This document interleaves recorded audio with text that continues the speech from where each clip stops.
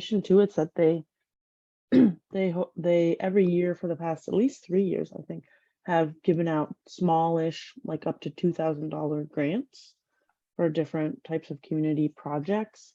So that's definitely something to keep in mind. And there's a new category, or there was a new category this year. Usually comes out in the spring, so it's a good thing to keep in mind if you have a new sign, you want to make a new sign or something, then you can get that grant for something like that. Can I ask a question on that? Yeah. A couple of years ago, I wrote and submitted for for a grant. Is the communication, the lines of communication, a little better? We didn't get it. I'm assuming I didn't, and maybe it's because I don't know grants well enough. Do you get a letter of declination or anything of that nature? If you don't, we didn't end up getting it, but it was up in the air, and I just wondered, as an organization, is that something that they do to let you know?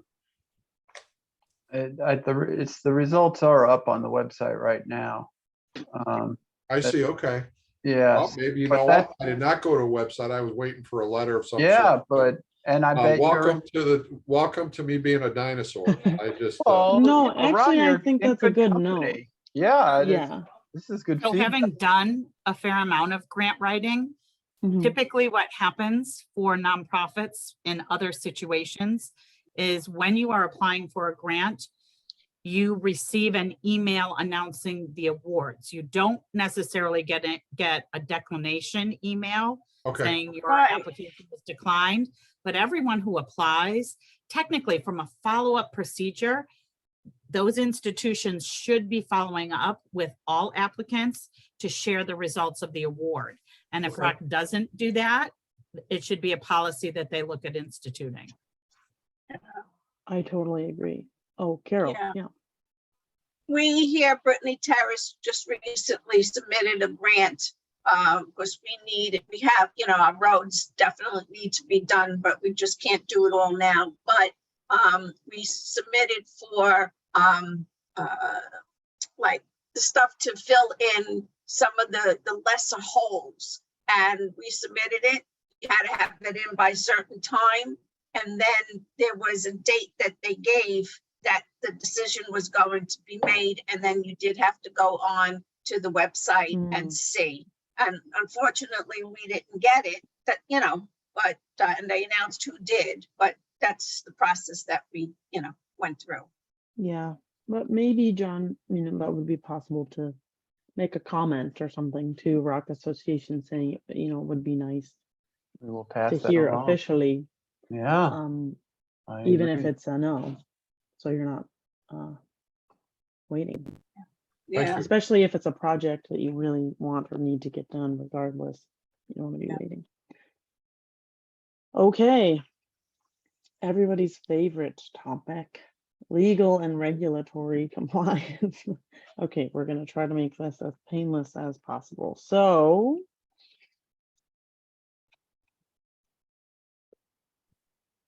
sorry. Yep, so we're going to talk about laws, which we touched on last session around fiduciary responsibility, but how are we maintaining our cooperative in a way that's legal so that we're not going to accidentally, often I find it's accidentally, run afoul of agreements we've made or contracts we've signed, or the big one, which is a loan agreement, which we'll be digging into today, which is probably your biggest agreement you've made between yourself and your lender. And we'll talk a little bit about what might happen if you are out of compliance with your loan agreement. So you can go to the next slide, John. Okay, and just a refresher from what we talked about last time, your bylaws govern your ROC, your cooperative, but you also have to follow those state and federal laws like anybody else. And then, so if your bylaws are your what, right? Who makes decisions, things like that, then policies would be your how. How are we going to get that stuff done? And the board ultimately answers to members. Sometimes, John, you might have this experience. Members who are upset with boards will come to me as a TA provider and say, like, or just make the board do this thing that I want them to do. And I have to be this bearer of the sad news that I have less power than any member in your cooperative. I can't make the board do anything. But if you open up your bylaws, I can show you what power you have as a member. Right, the members are the power of the board flows from the membership. I know sometimes it doesn't seem like that to folks, but ultimately that is the case. And the goal of compliance is success. Sometimes boards feel like hogtied by all the things they have to do, especially in the loan agreement. But I think ultimately, most if not all of those requirements are in the interest of helping you be sustainable long term, even though they may be cumbersome at times. Okay, next slide. Okay, we're gonna brainstorm. So are you, oh, you're gonna share a different whiteboard. Perfect. Okay, so the topic is, what does compliance mean to you? When I say compliance, what comes up for you? Maybe in your professional life, you've had to deal with compliance, types of compliance you have encountered. Any ideas there from folks?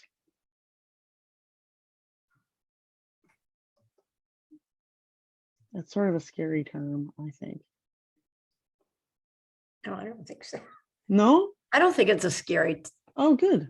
No, I think there have to be rules set down. Mhm. I'm a retired teacher. Certainly, we had a lot of rules that we Yeah. had to follow. So, yeah, I don't think it's scary. I Good. think it basically can make you feel more positive. Okay. Like the guardrails, the You know, rules. the guardrails. Yeah, So that's a do really you- good point. Of course, I also was born in the 40s, so keep that in mind. So former teacher as well here, mandated reporting, one of the, compliance issues of being a teacher. Yeah. Or like even like educational standards, Mm-hmm. perhaps. So I if you're don't going to teach in New York, you need to be certified. Yeah.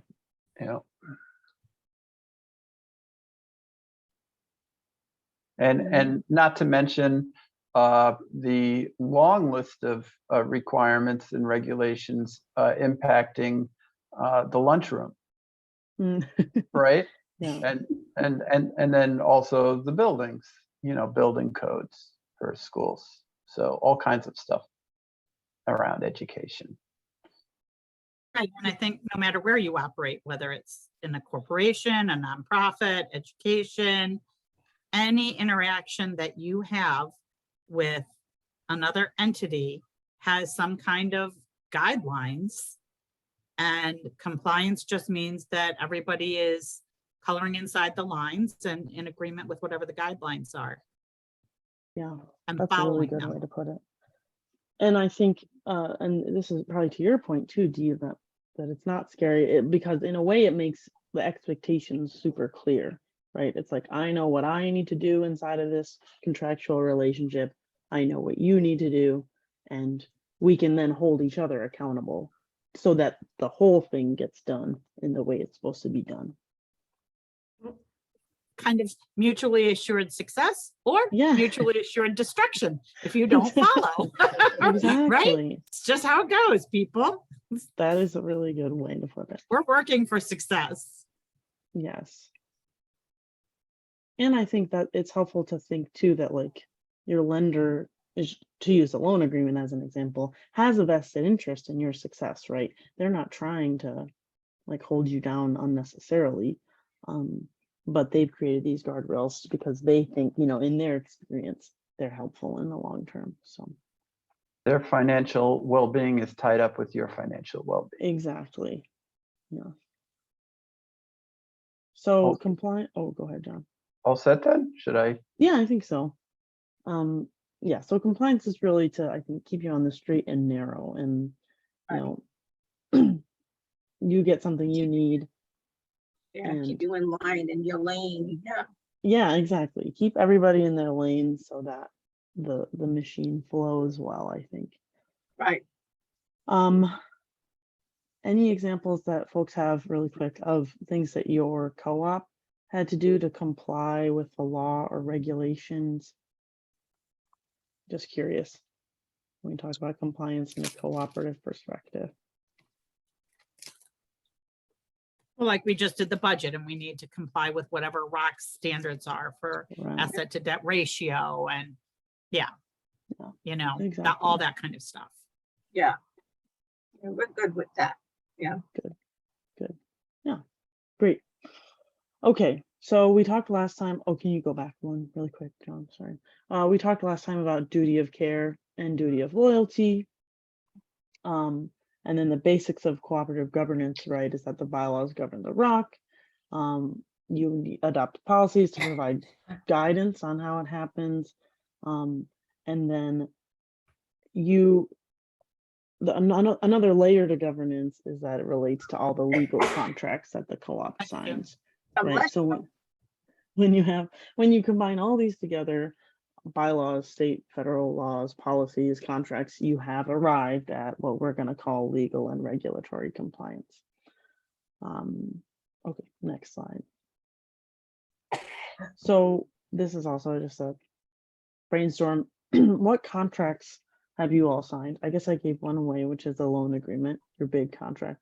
So what agreements has your cooperative entered into with different parties? You can just shout them out or put them in the chat. There's plenty, I'm sure. Plowing, mowing. Yes, great. Yeah, Like any vendors who are doing Physical stuff. property service, yeah. right.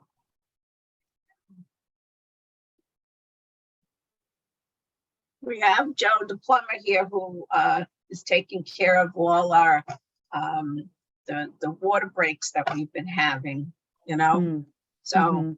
you know, he's Right, another so- one. So large, especially like large infrastructure projects, you would sign a contract with a contractor or an engineer even. Right. What about the contract that you all have with Pathstone? your TA contract, right? And that is a big one because you signed it maybe 10 years ago. You know, it's a Property 10-year manager account or agreement. property manager agreement. That is one that I think comes up again and again in terms of holding each other accountable to make sure everything gets done. Right. An attorney, if you have an attorney, hopefully that you don't need very much, but you know, you have in case stuff comes up you need an attorney for. Yeah. Great. Okay. Oh, there we go. I was like, yeah, okay, it comes up. Okay, great. So who has, this is not a trick question, but who has read and they feel like they understand their loan agreements or TA contract or both? Anyone? I think it's pretty standard that folks have probably not read their loan agreement. It's not exactly, you know, a summer read, a beach read. I haven't So- even seen it. So Yeah. See, so that's a good note, because I think how can we know what standard we're held to in the case of the loan agreement if we haven't even seen it, right? So I think it's less important.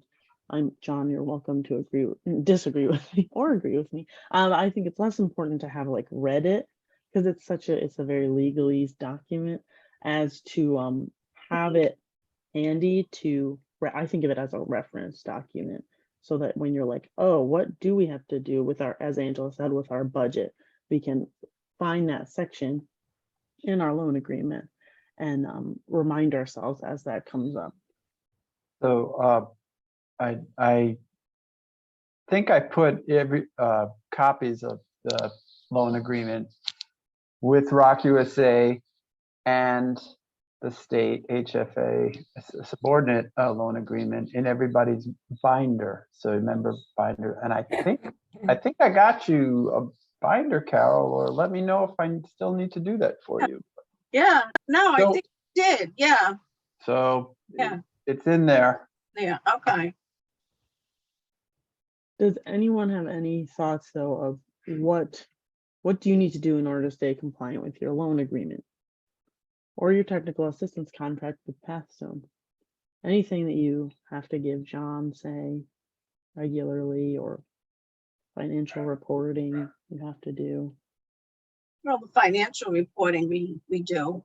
He does, he goes over it, right? John, you're aware for us here. Yeah. And Yeah. Tiffany sends me the financial statements every month. Yes. And then I get the minutes as well.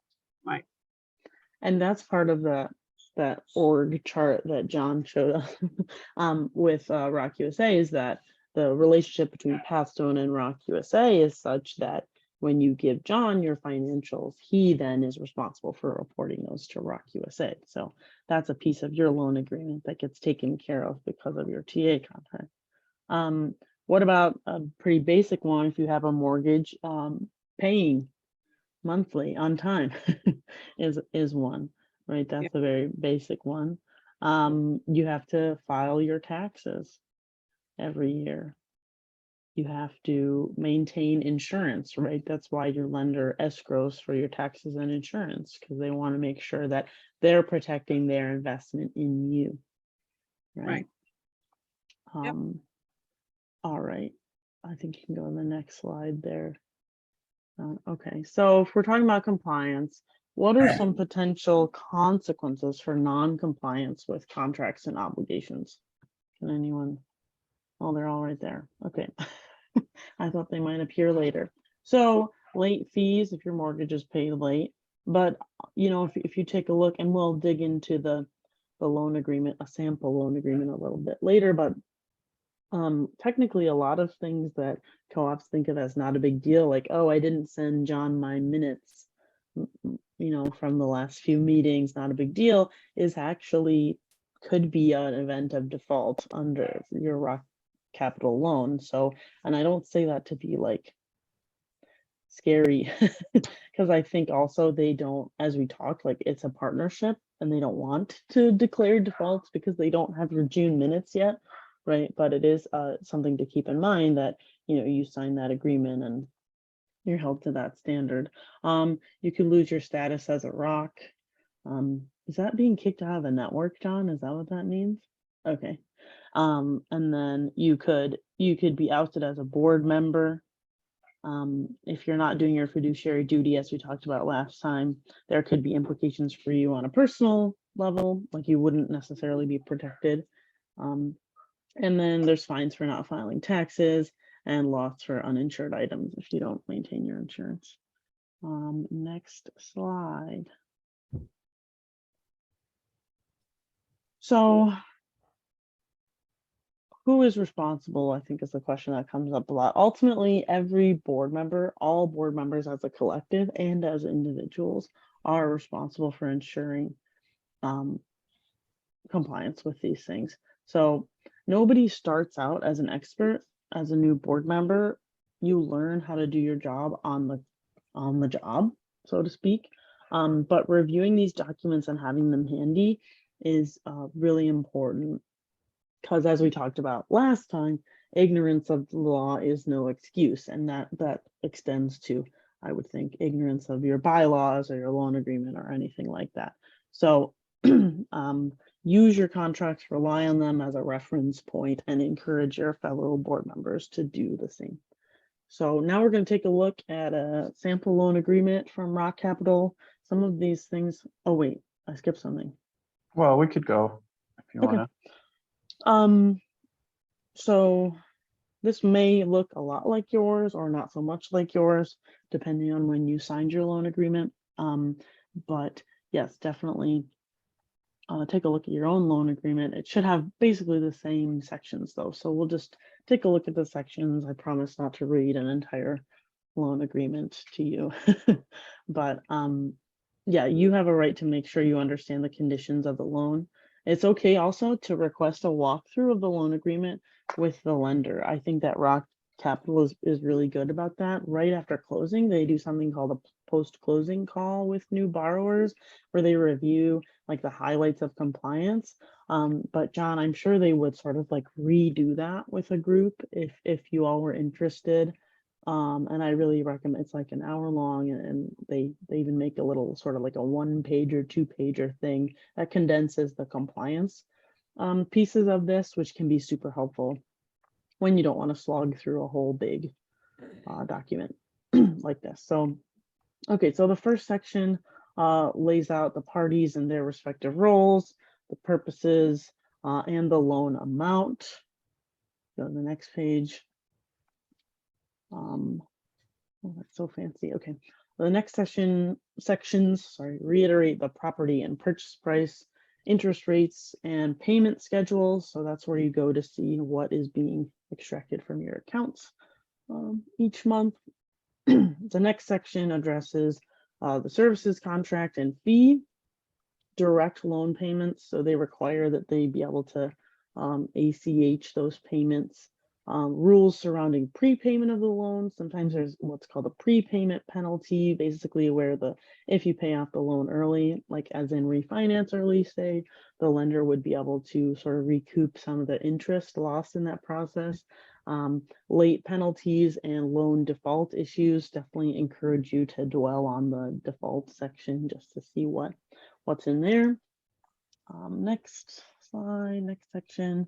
So in the next section, the details on the debt service coverage ratio for the borrower, which Angela mentioned earlier as a compliance piece, I think, financial reporting and records that you owe to your lender, and how often, and annual reports requirements are all explained.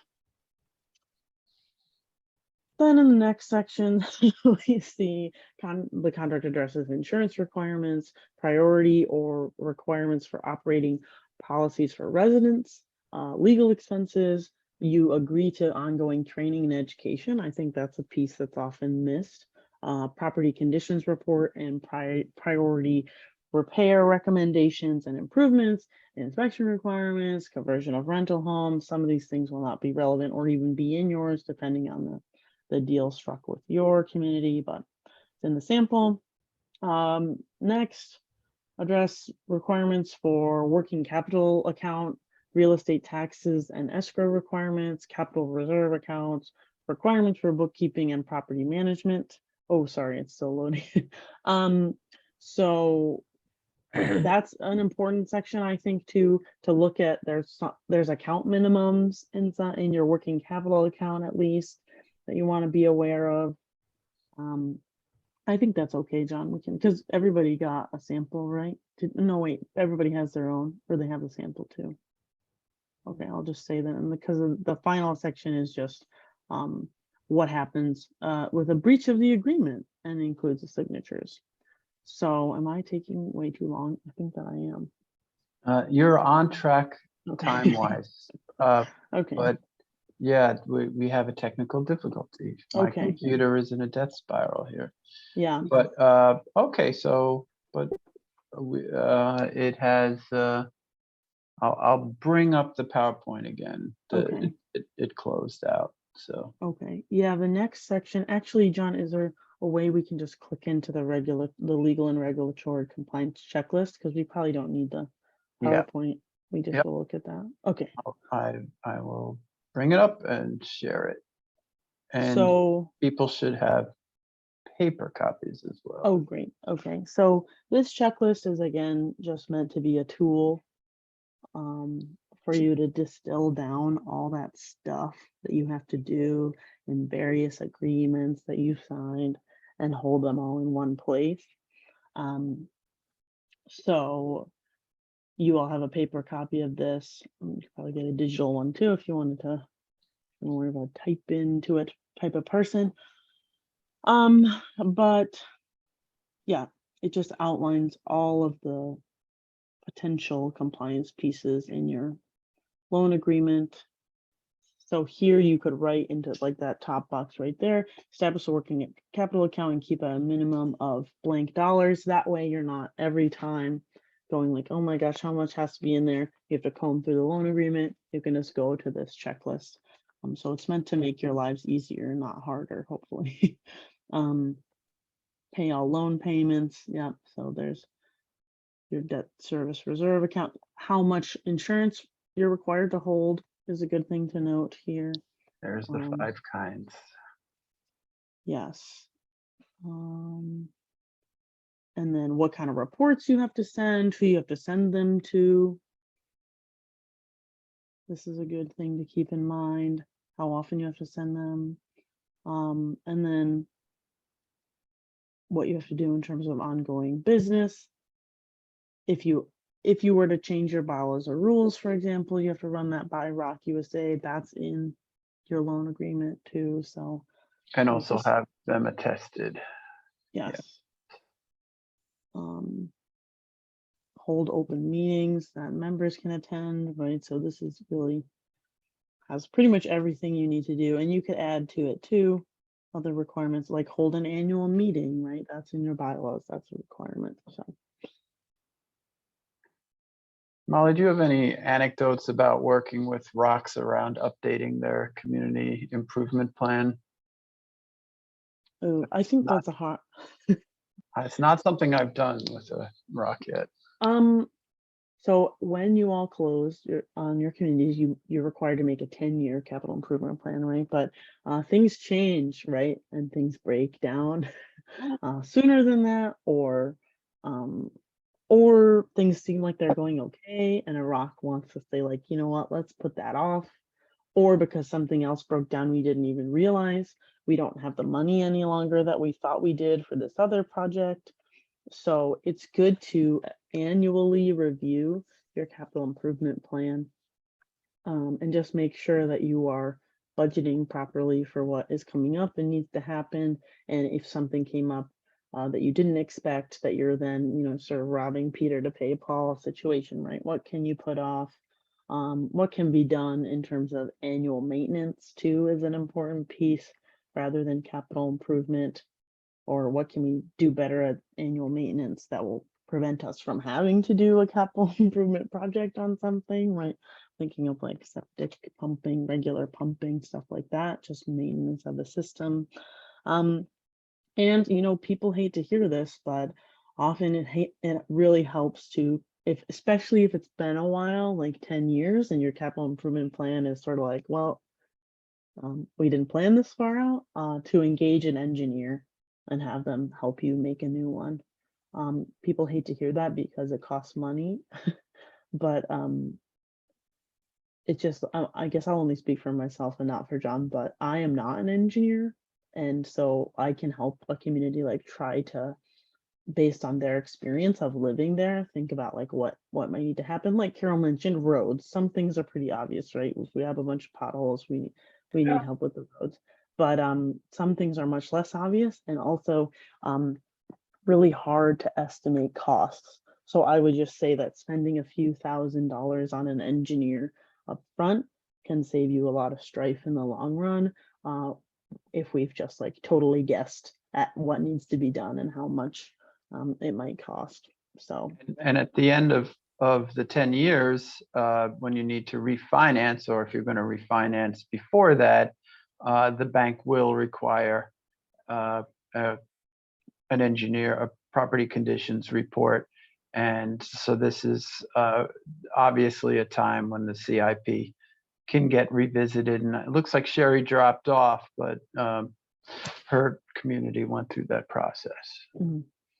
yeah. Yep.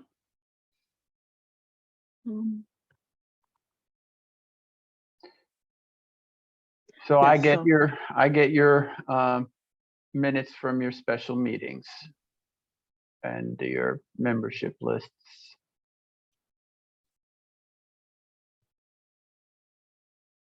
Yes, so the highlight here is there's lots that you're required to do. But hopefully it doesn't seem like you're just having to tick a box and do it because somebody else said so, and you can find a way to make it work for you and be a productive thing, right? Capital improvement plan being one example. Like, yes, you have to do that for your lender, but also it's good to have and do, so you know where you're headed in terms of capital improvements and infrastructure work. Okay, yeah, I think we're good, but definitely recommend looking at that checklist with your board and seeing how you can make it work for you. Did we have a poll? Yeah, the PowerPoint is, oh, go to the poll now? Okay, yeah. So Poll. this is a poll that's sort of a quiz. So folks are, did folks have trouble with the poll last time? Did it work okay? It did not work okay, Angela. No, you couldn't click it, or what was happening? Couldn't click it. That's weird. Okay. Do you see it now? Mhm. So there's 10 questions.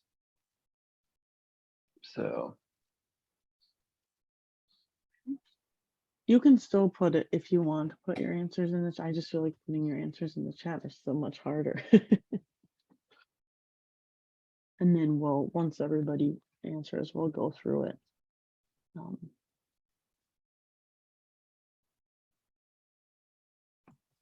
then when you're done at the end, there's like, do you have to click something, Molly, at the end? I think you click submit. Yeah, thanks. Submit, Carol. yeah.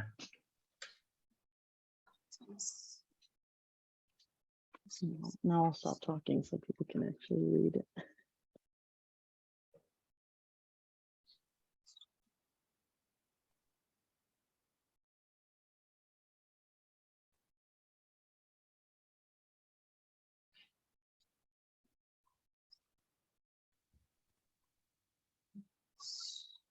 Yeah. Ready? So choice.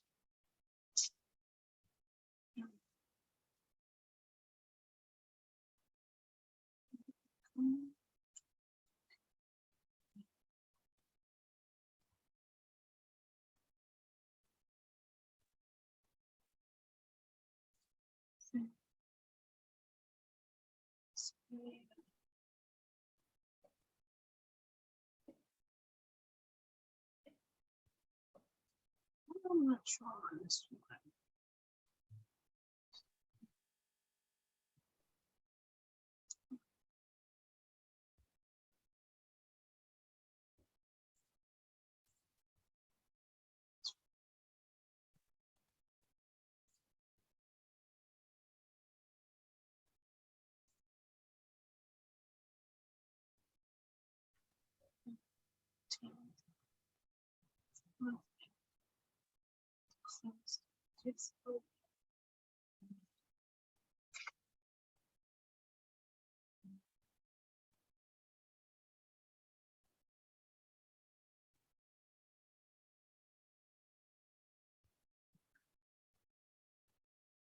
It's just like when we were in school. Do you just pick C for everything? And you've got Exactly. a 60% chance of being right, right? Yes. I'm really trying. Yeah. I tried. Some of them I was like, yeah, I have no idea. I'll just guess. No. Did you leave it blank? It's not good to leave them blank. They say to fill in something. Yeah. At least No, then you have a never leave it chance. blank, Yeah. Right? That's what I'm saying. You don't leave them blank. because you have 100% chance of being wrong if you leave it blank. Yeah. You have a Joe, 20 to 25% chance of getting it right, depending on how many answers there are. Unless you're taking the AP exam, which has those crappy like B and G are right, or F and Q are right, because we gave you so many damn choices. exactly. As long as nobody's keeping score, I mean, it's done. No, in fact, I should have said this earlier, but John and I don't even know who said what. It's anonymous, so. That's good. These are discussion starters. Yes, because it's not pass or fail. It's avoid the lawsuit or not. Oh, the questions. I didn't see that.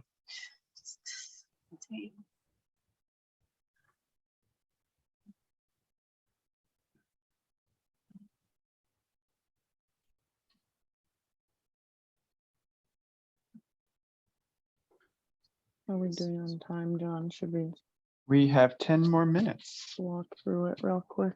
Okay. Yeah. Well, Ron, are you still, you look, Yeah, actually, I'm having trouble reading it. The print's really small, so Oh, I we don't can know. just There, walk- how's that? I just hit submit. We're good. okay. Okay. We Anybody can- else? Just go through it then? Okay. Yeah, here, I'll just, Yeah. Let's see. Okay. I didn't get to submit mine. Oh, I'm sorry. That's okay. Well, what, you want to go through, Molly? yeah, okay, so question 1. Federal income taxes must be filed within blank days after end of fiscal year. Everybody got this correct. It's the 15th day of the 4th month after the close of the fiscal year. Although I did want to say trick Yeah. question, we don't pay taxes. And sometimes if you make, John, and correct me if I'm wrong here, but if you were to make a lot of money that you somehow had sitting in your operating account, you may have to pay taxes on. Did that happen to you all, Ron, when you all did solar? Do you have to pay any taxes on that? Yeah, we had to pay the, yeah, we got bit pretty good. Yeah, because it's like But- 30, yeah. So, But significantly less than you thought you'd get bit. Yeah, well, it was still more than we wanted to pay, yeah, but, Yeah, right. but at the end of of the the day, 17,000, we ended up realizing a little over 12,000. So that kind of, it was only a we did it at the finance meeting last month. It was only 22%. Okay. oh, is that I'm not- all? Yeah, it was not bad. Just a quarter off the top. This is just gonna, yeah, let's move on. It's all it's doing is tweaking me. Ron's just getting upset. But yes, I have had groups say that they think they don't have to pay any taxes in it. And so I'm glad that, I mean, I'm not glad you had that experience, but I'm glad that came up. You all got this correct too. You do have to send your attested minutes from the annual meeting to Pathstone within 30 days of the meeting. The cooperative must have a 10-year capital improvement plan. Number 4, the cooperative must maintain a debt service coverage ratio of blank. It's 1.2, right? It If is, you guys can scroll, the poll results are stuck, or do we have to oh, really? scroll? You have to scroll, sorry. I Got am it. scrolling. My But bad. I don't think I'm up. No, that's okay. I don't think I'm Yeah, operating mine's for others. stuck, so I just closed it. I'm good. Okay. So that is, it's not a trick question, but the answer is that different lenders do have different requirements.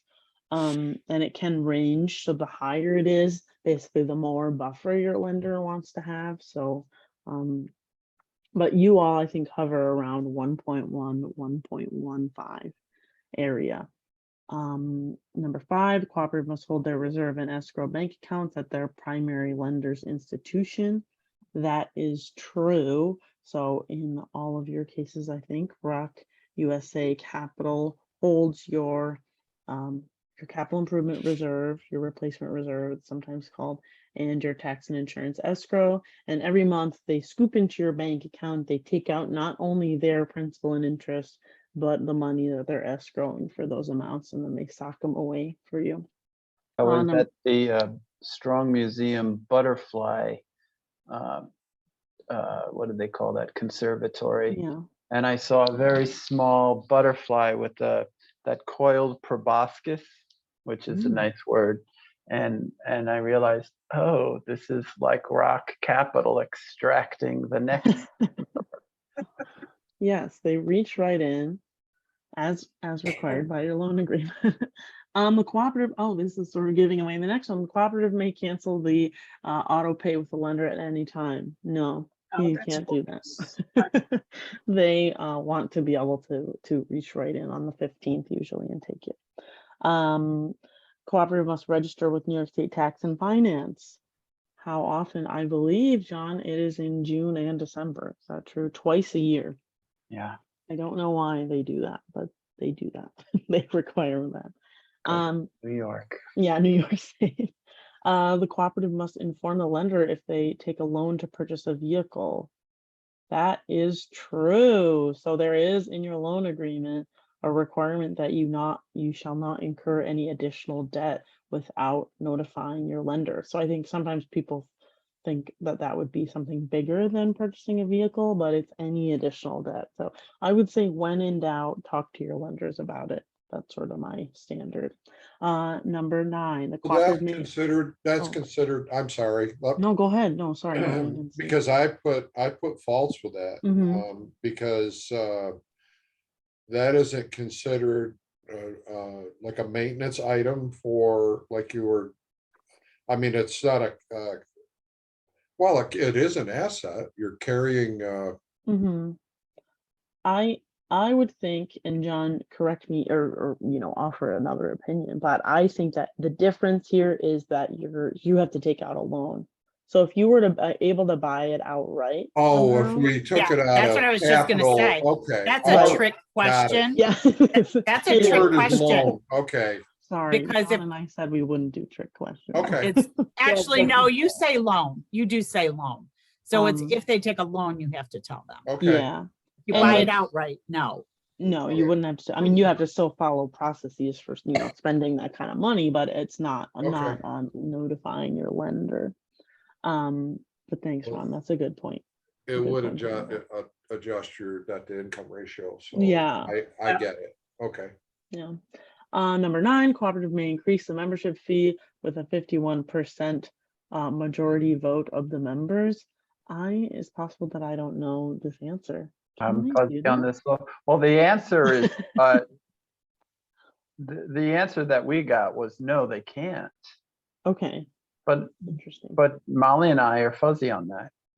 I mean, I could. don't know why. I have had co-ops that have wanted to increase the member fee for like new members. Like they're like, well, we all paid $100, but we want new members to pay 200 or something. And I'm like, no, you definitely can't do that because that creates 2 classes of members, which your bylaws say you can't have. But if everybody wanted to vote to increase like their equity in the co-op, I don't see why you couldn't do that. But Yeah, so we'll have to get That's back it. to you on But this. doesn't there have to be a percentage for it to carry? yes, yeah, at least 51. Yeah, it would have to be Right. Right, okay, all right. I lost would that, think I so. lost that conversation. Okay, good, all right. Just a quick question on that money. Mhm. What gets done with it? The membership that we're paying the $100 for? What do we do with that? Good question. For Goes the into most, it should go in an escrow account. An escrow account, not Yeah. into our regular account. Technically, no, it should go in an escrow account. And then when someone moves out of the community, that $100 is given back to them as they leave out of the escrow account. I think that, because I did ask that question, and I think they're putting it into the regular account. So That's not uncommon. So that it's a best practice to go into an escrow account. I don't think Rock Capital is going to freak out and come down on you for that. But Well, the bottom line is everybody has to get their $100 back if they leave. That's like a legal thing. Yeah. the new owner of the home needs to pay that $100 membership, correct? Right. yes. So that's a revolving escrow. Mhm. All right, thank you. Now, here's a question on this, since you're checking on that. I've had my past like rental properties and held escrow for first months, Mhm. that type of thing. Right. I had to pay interest. Is it because it's listed as a stock? No, You Yeah. don't have to do that? do not have to pay interest. Okay, Yes. Yeah, So that even like- question actually came up in one of the trainings. Yeah, like 100 years from now, it'll still be $100. And okay. All are right. you able to take those funds, that escrowed fund, and purchase a percentage of those dollars in CDs so that you earn some interest on them? So for example, you anticipate that on average 5 residents a year may leave, and so you leave, our rate is 300 a buy-in, we leave 3 times 5 is 1,500 in the Right. escrow account, and use the rest of it to purchase a certificate of deposit. Can you do that? Writing your question down, Angela. Yeah, I think we'll need to check to be sure. But my thought is at the end of the day, that's the equity stake that members have in the Right. cooperative, right? So you should be able, as long as you have the liquidity to pay it back to someone who moves out, you should be able to use it like any investment that anyone would make in any business they all co-own together. But I don't know if there's restrictions We're not on gonna that make a, one. we're not gonna get rich off the interest, but Right. CDs, at least at this point, are paying some interest. 2%. And, you know, if we can make 2% on our money and put Right. that, roll that back over into our other account, That'll What, buy we some should do hot that. dogs. That'll buy Yeah. some hot dogs for a Yeah. cookout. Yeah, exactly. I just have one more quick question about Please. what John said about renting. We have a home here, the original owner's home that we rent. Where does that money go? Or should go? Like Same, that's a stick-built house, right, Carol? That's Yes. yeah. That money, just the rental income that you get from them, Carol, yes, goes straight into your operating account, just like the lot or the lot fees that you get from any other member. okay, that income taxable for them? It's all part of the same soup. So if they come out on top and they make money like you all did with the solar, they would, that I think that would be taxable to a degree, but they factor it in as part of their regular budget, and so they don't normally make. that house now needs a new roof. So we got the 3 bids, you know, we're going through the process. I was Yeah. told that we had to submit to the town permit to get the, Mhm. I've never heard of that. Like a Ew. building permit. Yeah. Roofs are always permittable, and I will tell you that in our community, few people historically have done that. But anytime you do any structural work on your home, the idea is just that a code enforcement officer comes to check it to make sure that the work was done properly. It's really a protective measure. It's not supposed to be a big revenue Punitive making or anything, activity. yeah. Yeah. Okay, Thank you. Thank you, Okay. Angela. thank you. Okay, and the last question, Board of Directors must hold a special meeting of the members within 30 days of receiving a petition from the membership. I'm glad this was a question on here because the answer is 30 days. And we can check your bylaws, but as long as it's a valid, quote unquote, valid petition, which can be checked by your attorney if you so desire, you have to respond within 30 days. That's one of the things that I mentioned when I said the power of the membership flows, power of the board flows from the membership. They can call a meeting with enough signatures at any time. So I think, does that take us to our quick break, John? It does. Okay. How long did we say? Like 5 minutes? 10 minutes. Yeah, we said 10 minutes. 10 minutes. We had 2 Okay. more questions. Oh, we did, sorry. The board of directors must commit to education and training. We already covered that. Yes. Here you are committing. On the borrower shall not commit waste of the property. What does that mean? So that means that the park shall be maintained in a manner which protects the asset of the cooperative. So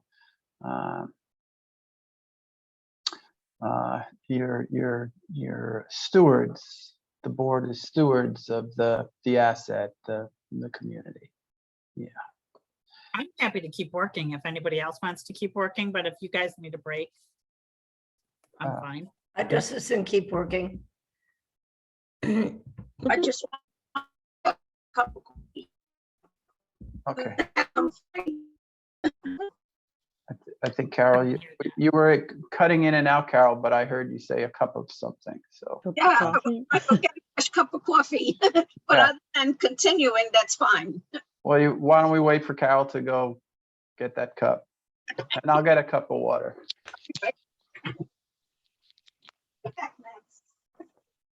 Yeah, I'm good. Sorry, babe, Yeah, I guess. you're fine.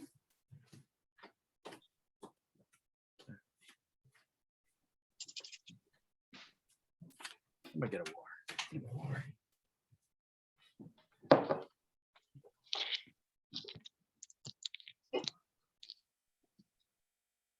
And John, really quick, should we just do one group then? Doesn't seem like enough people maybe to split. I agree. Okay. And then will you and I just like disappear? I mean, I don't want to influence I think the nice thing about breakout rooms is people have like a chance to talk just among themselves. Do you have a practice? Like, do you want to be present for that, or we could go into a breakout room? I don't know. Or if you think it's better to be there to facilitate a little bit, that's fine too. What if we just turned off our video and let them talk? Yeah, and then we can kind of like if We're it sounds here like if they it. need them. Great, Yeah, perfect. if they need us, I think that's what I meant. How long are your daughters in town? Sophie and Jalen took off this morning, and Emma's here until tomorrow. Boston? They live in She's going Boston? back to Boston Mhm. with Harvey the cat. Did Harvey? Oh, right, lots of animals. That's what you said. Harvey came too. Harvey came and is terrorizing Bella the dog. Usually it's the other way around. Bella, do you Oh, want to play with me? oh, I'm it's like hitting you on the head with my paw. the way cats like kind of swat. like Yes. that, yeah. And Bella is not. She's a petite dog, if I recall. 12 pounds. So cat sized, really. And old and infirm. Oh man. Hey, Angela, Yes, love. I actually passed the quiz. Right. D, I expected you would. There was never a doubt in my mind, Yeah, darling. yeah, We weren't keeping score, but D definitely was. yeah. That would be D's MO. That's good. You need someone with attention to detail on the board. And you were a social studies teacher, Dee? Yes, Yeah. What age? What grade? 9th and 10th. Oh boy. Oh, I love them. Really? Yeah. Good. Oh, That's she good. especially loved my children. They were Yes, so I Of did. course. Naturally. And dogs. And, well, those are my kids too. Well, of course they are. Yes. In fact, Um, Caitlin spent the night Friday, and Charlotte started to crawl this weekend. 7 months. Oh my Turned god. 7 months on Right. Friday, and on Saturday she Yeah. was crawling. Yeah. Actually, Friday Oh, Friday that's she started exciting. crawling, and she was like, "Oh my word, this is amazing stuff! I can get to everything." Yes. Yes. Caitlin but came they're out- so cute when they Caitlin- do that. Caitlin came out of the kitchen last week, and Charlotte has a 6-year-old brother, George. And she was like, "Charlotte's in her saucer. I didn't put Charlotte in her saucer." George goes, "She was trying to get into my stuff. I had to pick her up and put her in her saucer." Caitlin was like, "Holy crap." That's Oh, that's so funny. cute. She's like, "George, when you need to move Charlotte, you need to come get mommy or daddy first. Don't pick up your sister by yourself, buddy. I know you're 6 and she's still tiny, but." Oh my goodness. That is so cool that you were there. Oh, for the crawling. Yeah. I All the loved it. crawling. Yeah. That's a Okay, good I can crawl back. Yeah, Yes, we're back. thank you. Yeah. Everyone's got their beverage of choice. All right. John, were you gonna share or was I gonna share? I forget. I'm sorry. Yeah, I've got it. I'm ready to share. Okay. Great. One moment though. Oh, I gotta go into, yeah, okay. Oh, you know what? I neglected to get that thing. So, and it went down. And here it comes. But I've got the scenarios all set, which is really what I wanted to do. Okay, Perfect. recovery. So we're gonna go to slideshow. And we're going to share our screen.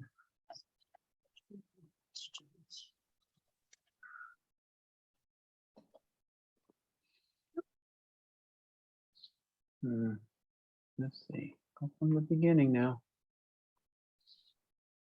Okay, so you all have endured a lot of us talking, so now we're going to be quiet for a while and let you practice, hopefully, the skills that you've built up and the things that you've learned with some scenarios. So in this case, we'll be asking you to reference bylaws.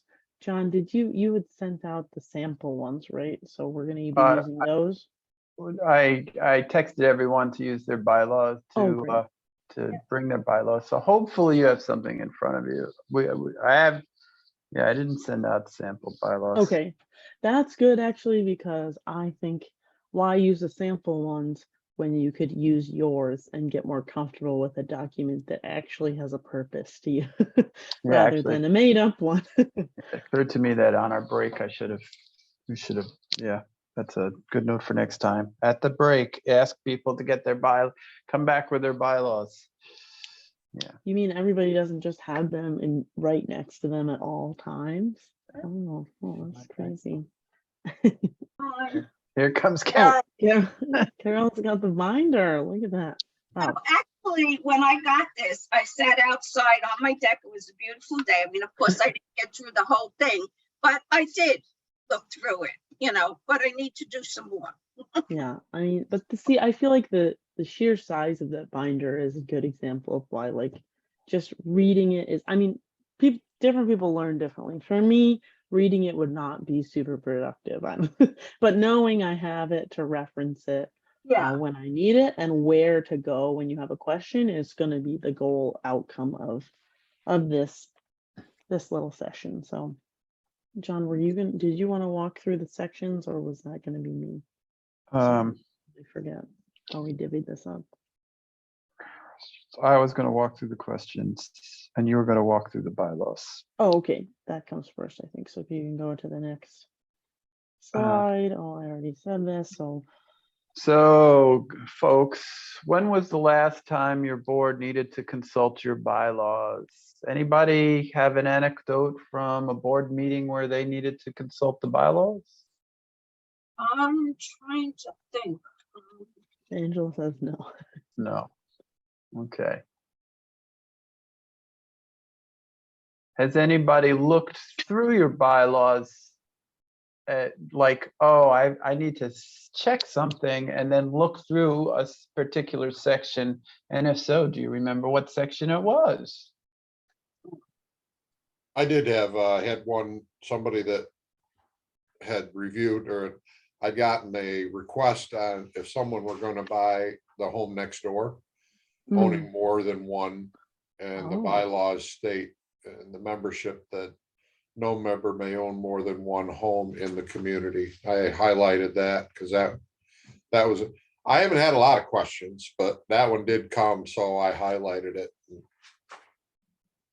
So that's my anecdote for the day there. I'm going back. Yeah. And that is not in everybody's bylaws. So that across all the rocks, that would not always be the case. There are some where you can own two, but you can only vote once. Yeah. And that's a good example of a situation that's probably pretty niche, doesn't come up very often, but you know where to look for the answer, because you wouldn't know that off the top of your head. That wouldn't be reasonable. Right. But Has anybody worked to change their bylaws? Has there been a need to change it? Has anybody had to wrestle with Rock USA on a bylaws change? So this has happened, that there's been some language. One of the rocks wanted Rock USA to change, and is in the process of changing the word lot rent in the bylaws. Change it to what? They had a meeting yesterday to nail down whether it was going to be association fee or member fee. Yeah. So it was like a brainstorming meeting with with a dozen members showed up. So what was the general consensus on that? Because I'm in favor of HOA or membership Yeah. fee. I wasn't at the meeting. I was scattering my father-in-law's ashes, so I will hear from Leo next week. But Well, member sorry. fees are We're something certainly- else. We're Yeah. certainly sorry for your, loss, and Oh, let yeah, us know, how that went. will do, absolutely.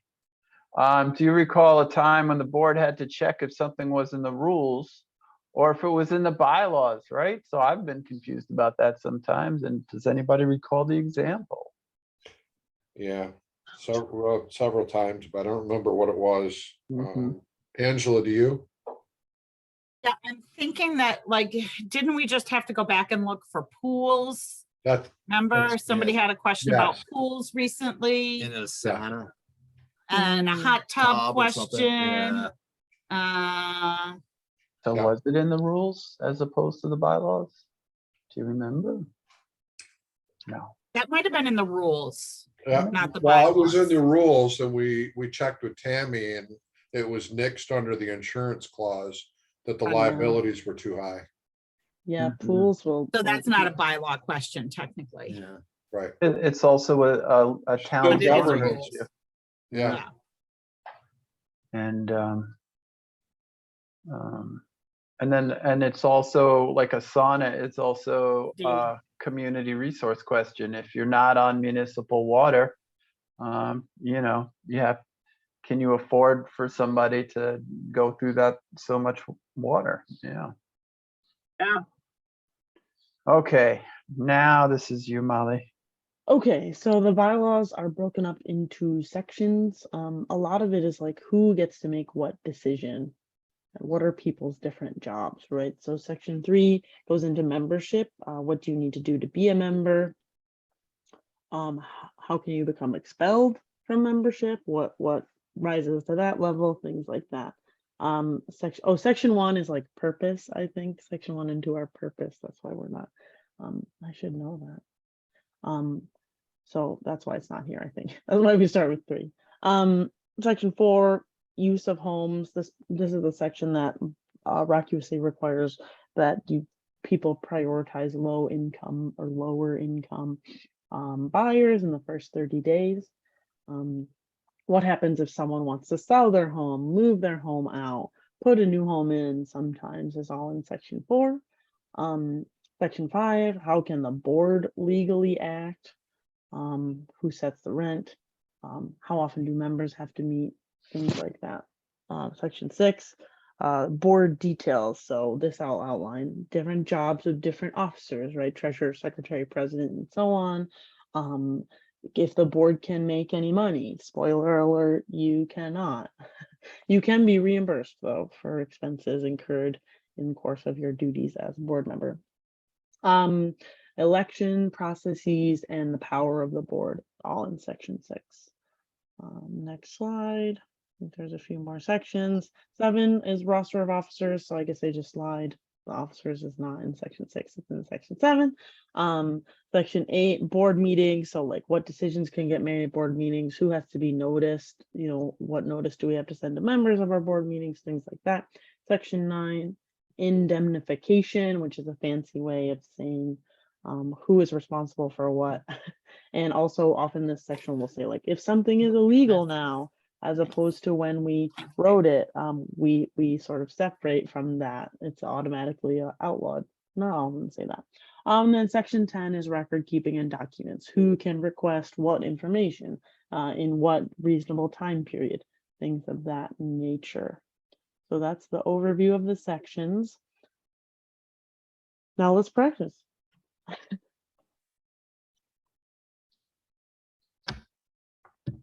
John, you're just gonna paste the scenarios in the chat? Is that how I could, let's do that. Okay.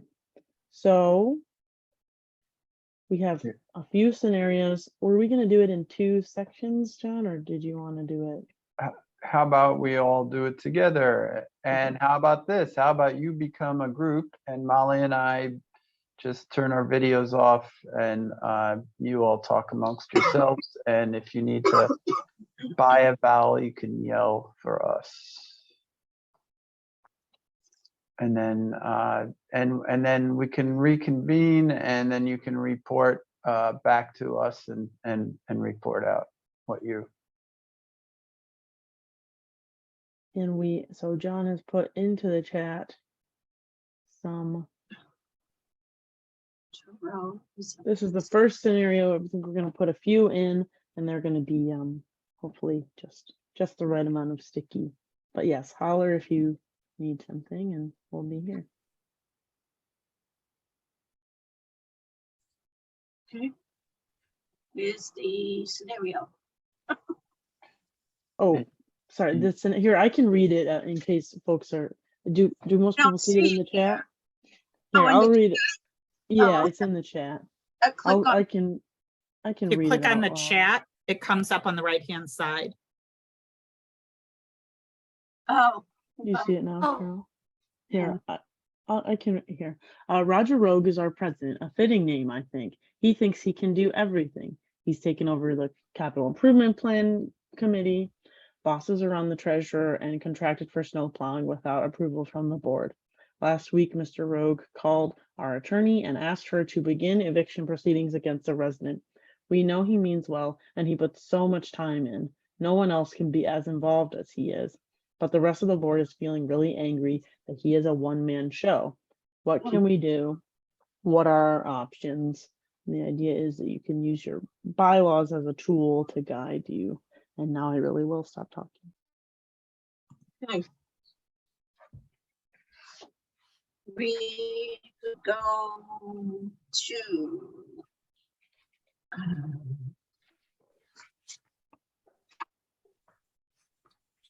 there's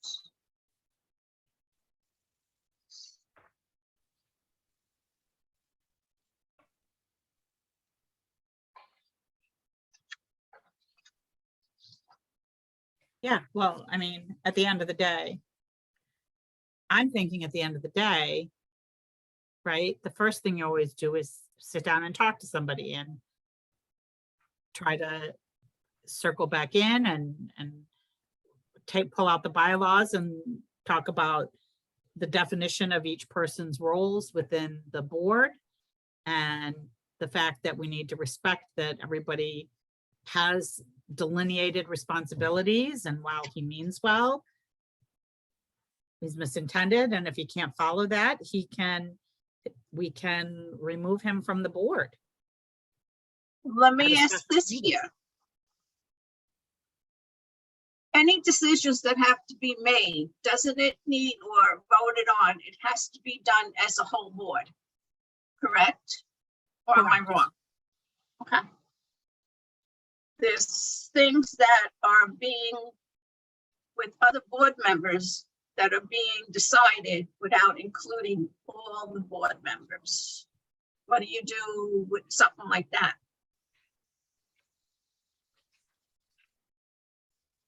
Well, without addressing, I mean, each of these is a separate entity. So you would want to get the board of directors together, including the president, move through each one of these pieces, see who's designated to that, meaning the Operations, treasurer. yeah, have the treasurer in the room, the operations manager for the snow plowing, and eviction proceedings. I mean, you got three different issues, and the biggest thing is the second to the last sentence or third to the last sentence is that everybody's feeling really angry. You need to address that as well. Yeah. So, I mean, it's certainly operationally, each person has to work within their genre where they they've been asked to serve. But I guess what I would be interested in taking a look at, and I guess I haven't read this, is that if you had someone like that, and I'll speak for myself as president, if I were trying to run the show, what options do we have? Mhm. Other Yeah. than- Right, and in other our than pulling- bylaws, Well, other than pulling pulling everything together, everyone together, having that conversation in a room, but is there any real power in that? That's my Well, question. if you look at section 6.5 of the bylaws, it specifically deals with removal of a director, Oh, a board director. And so by majority vote, you have to give 10-day notice to the director who may be removed. They come and a majority vote of the board of directors, or if it's initiated by a membership person, like maybe the guy in the community or the woman in the community that they're trying to evict, brings a petition to have this member removed from the board of directors, the board of directors and or the membership can take a vote to remove that person from office 10% of the membership, okay. for All the it takes is petition. 10% of the membership of the rock or the development, but the it's a majority vote for the board of directors, okay. Well, the I'm sorry, I'm on page 11 of 20. Is that where you are? Am I on the right? It has here the committees, resignation, removal. Yeah. I'm in, Section so I 6, apologize. I'm in our Lakeville Village bylaws. Oh, okay. And in So that's- our individual bylaws, Yeah. it says either 10% of the membership is required to petition a meeting to request their removal. And then the board of directors has the power by majority vote to remove an individual director. Okay. So if I was out of control and I was getting people evicted as the property manager and calling the attorneys and, doing all this other stuff and hassling the treasurer, and you guys called a meeting, by majority vote on the board of directors, you could vote me out of office. And then I And- have no authority. And that's section 6.3. While your pages would be numbered differently, it's Yeah. 6.5. This is 6.5. 6.5. So Carol would be able probably to find it in 6.5 in the Or Brittany Code. thereabouts, Yeah. thereabouts. Yeah. Okay. All right, so I was in the right place. Okay.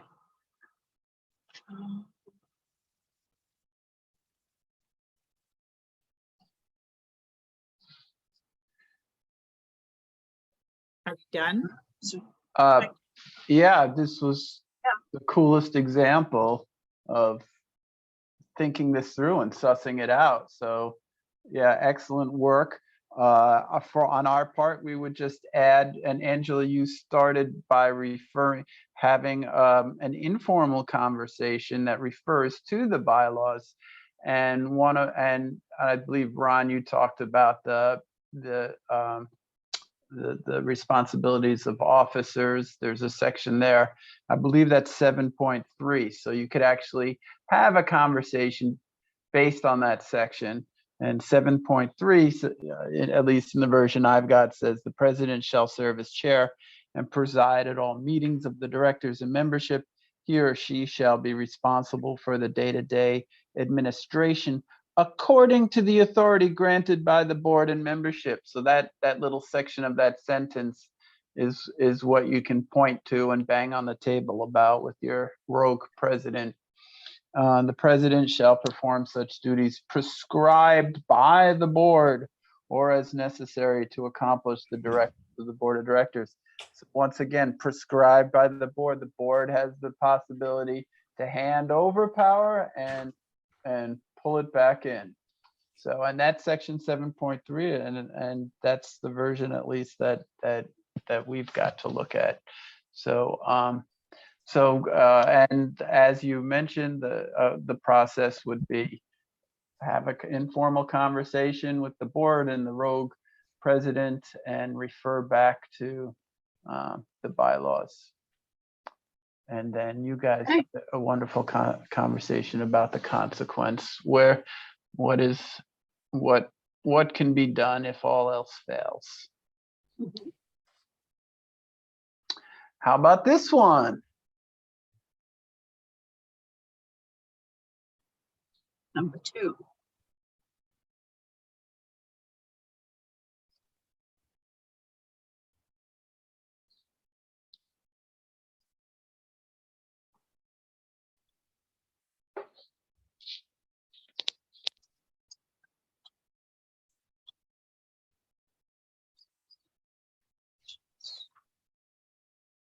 Okay, that's very interesting. Something like that, I feel, the president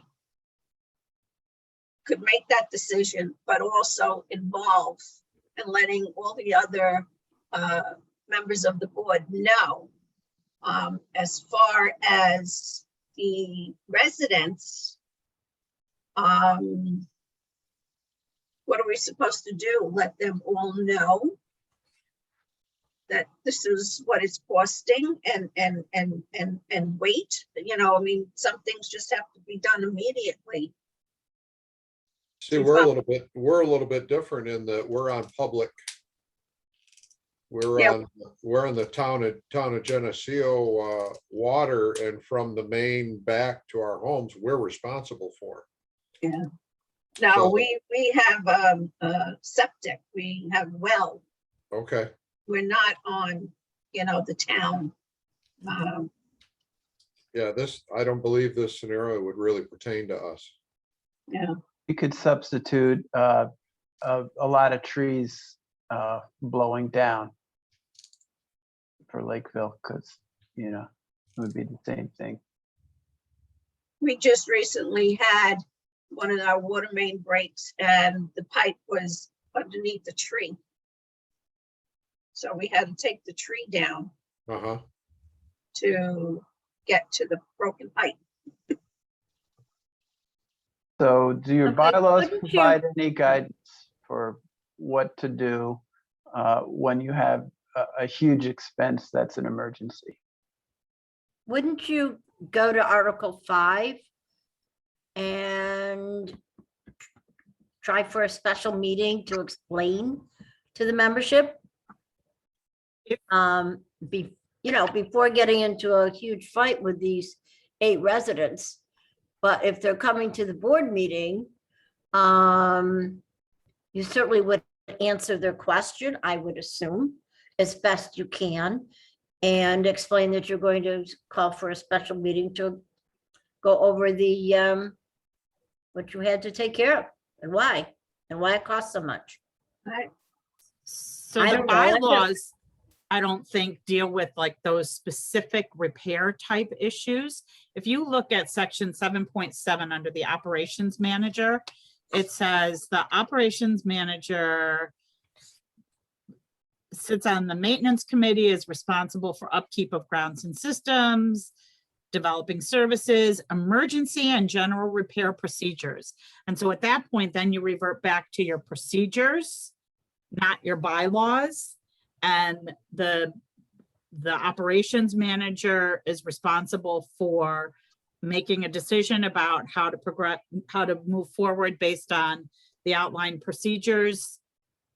And that person can reach out to the rest of the board for a sign off, work with, whoever, whatever other board members want to be involved in that process.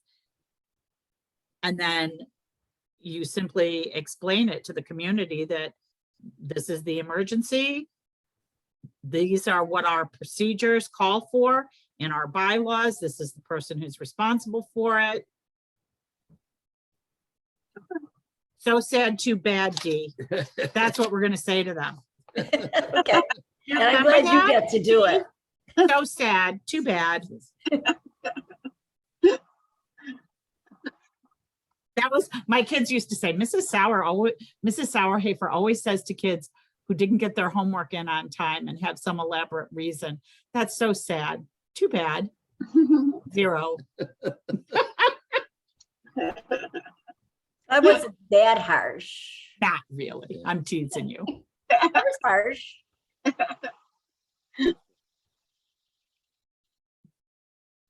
So, There is a section that references specifically how much you can spend unbudgeted without an emergency, and I'm trying to find it right now.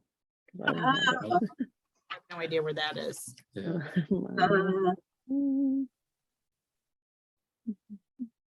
budgeting, budgeting. Website. John, do you have a handy? He does, of course. There it is. Okay. Oh, yeah. In section 10.2, Yeah. disbursements of Ah. funds. That's what I That's found. where, yeah, I was right there. I just didn't get that far. Yeah, exactly. Yes, and I just want to say also, I think all of your other answers were on the money too, and just this would be the place that I would go to see how much did we spend? What obligation do we have to the community to ask them? And then understanding that there are emergencies that you just can't wait. You can't ask the membership. But John, I wonder if you have an example. I'll just say sometimes I think that some co-ops use, some boards use the word emergency a little more loosely than I would. And that's when the members sometimes do exactly what is in the scenario and sort of say like, what the heck, guys? Like, what you're spending our money willy-nilly like this. John, do you have any cautionary tales about the emergencies that weren't really emergent? Just curious. One of the things, just as a point of interest here, is that when Dana and Pete we actually set a limit. I'm a little surprised to see this. We set a limit of $500 without board approval or board notice. Oh, yes. So this is without membership approved. So if it's not in the budget at all, Oh, that's got it. when this thing would kick in. But Okay, if you budgeted like $5,000 for maintenance, and then what you're saying would kick in, Ron, which is where you're like, how much are we as a board? We agree what we're okay with in terms of the maintenance, the operations manager making so our certain working decisions. capital. Yeah. Okay, all right. Anything to add, John? Any thoughts? Well, just to say that this is why we're doing this, to have Yeah. these, these are great conversations. Yeah, so, okay, that's good talk. Okay. Moving on to 3.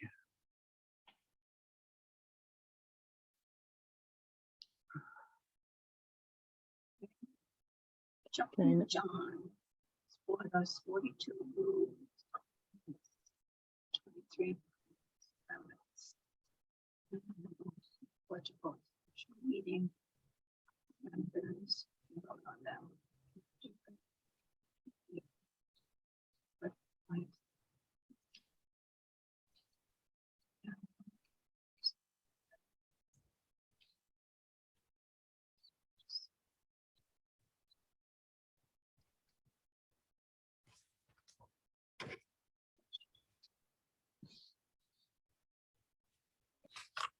What are, okay. Well, under 8.2, it shows us special meetings.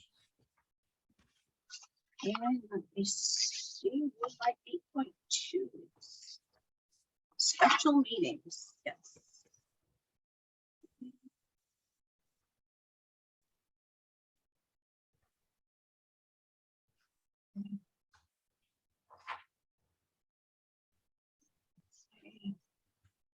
Special.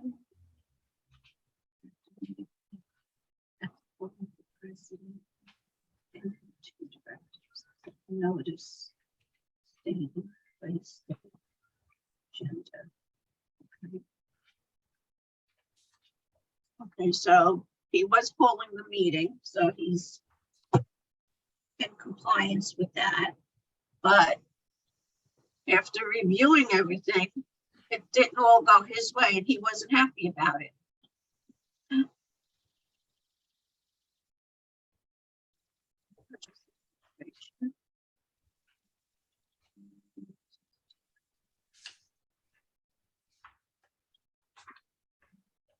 Well, he didn't generate a petition, right? We have a rule in the bylaws that says you have to get 10% of the members' signatures to petition a special meeting. He hasn't done that yet. If he wants to share these rules with other community members and request a special meeting and he can garner 10% of the vote, he's welcome to do that. But I don't think that we have unless he's done his due diligence to request a special meeting. We don't have to, I don't think we have to do anything. Okay.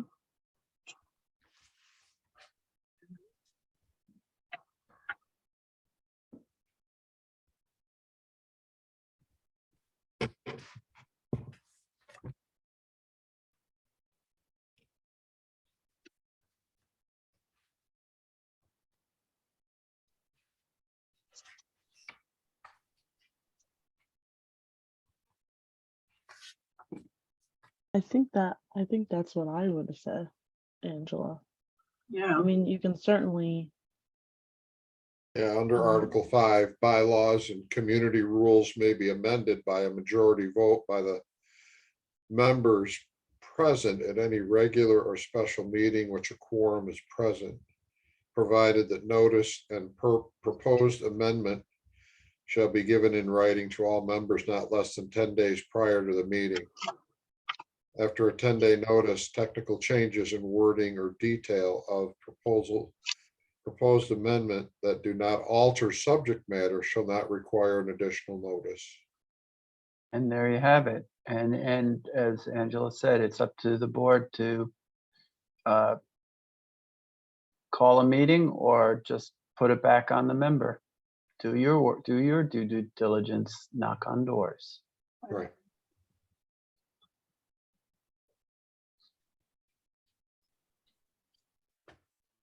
should we do one more, John, do you think? One more. Here we go.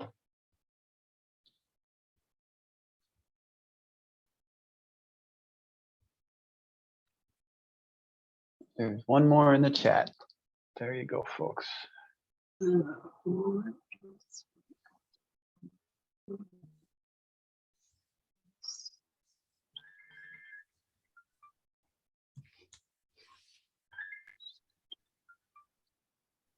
I don't have it. Here, I can read it real quick. Our board is very active. Oh, on there it these- is. Okay. It just came up. Thanks.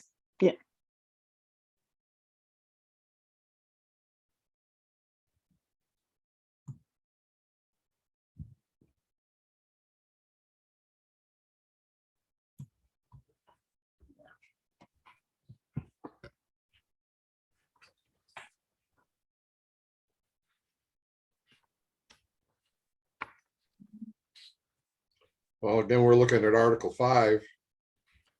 A membership may act only at properly called meetings of a membership where a quorum is present.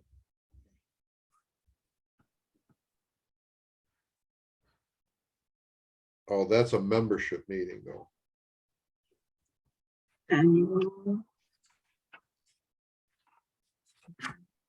Board meeting.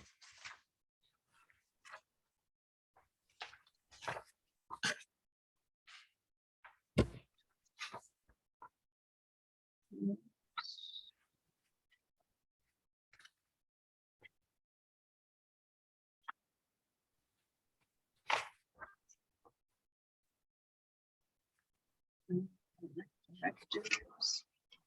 Issues. Article 8 8. deals with board meetings.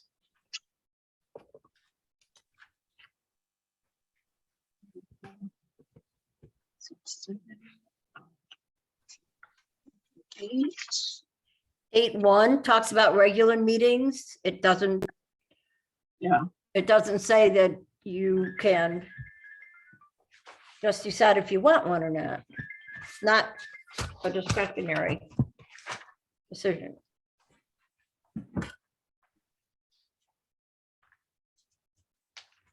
Yeah, that's absolutely right, Dee. It's outlined right there. You have to hold a monthly meeting. Yep. Want to discontinue those, that's convenient for you, but doesn't work according to the bylaws. And what if you're like, okay, fine, we'll hold our monthly meetings, but we get a lot done in email anyway. We want to make email decisions. Not legal. That's Can't hold not it. You can't, as a board of anything, vote via email. That's considered, you can straw poll for opinions, but you cannot vote yay or nay. no, And just It with has to- boards, right? If we're talking about the board. Right? Right. so this is actually being reviewed by the Rock USA lawyers, because New York state law says an action without a meeting needs to be unanimous and it needs to be written consent. So my counsel to boards up until this point has been, you can't, if you have 7 board members, you can't get 6 yeses. It has to be 7 yeses. And then there has to be written consent, and it has to be entered into the minutes of the next board meeting's minutes to say that there was an action without a meeting. However, we're going to get a legal rule, we're going to get a lawyer to weigh in on that. So, but Yeah, and this is the section. See, not for nothing, I mean, we've done that. We've done votes as a board and it's unanimous, where I am, what I didn't realize, Lynn has been all over this. I mean, she's very efficient and wonderful at what she does.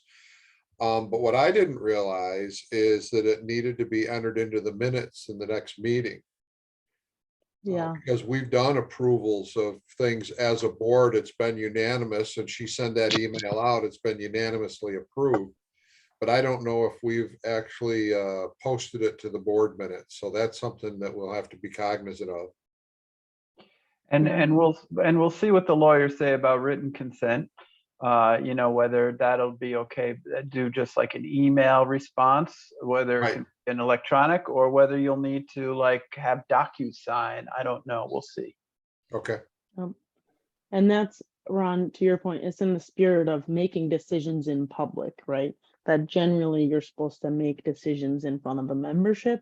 So even if you made a decision outside of the meeting, you're still taking a minute in the meeting to say, oh yeah, we voted on this. Yeah. It was unanimous. Now we all know. Now it's part of the Okay. record. Yeah. All right, John, what do you think?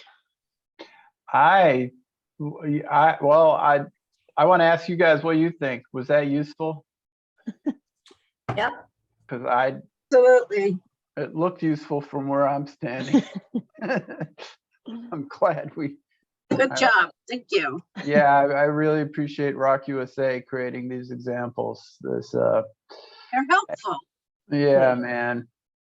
So here's what I'm going to ask of you guys. I've created a survey on SurveyMonkey, and I'm going to send you a link, and I'm asking you to pledge with me today to click on the link and take 3 7/8 minutes to do the SurveyMonkey survey about this 2-part Rock 101 survey workshop.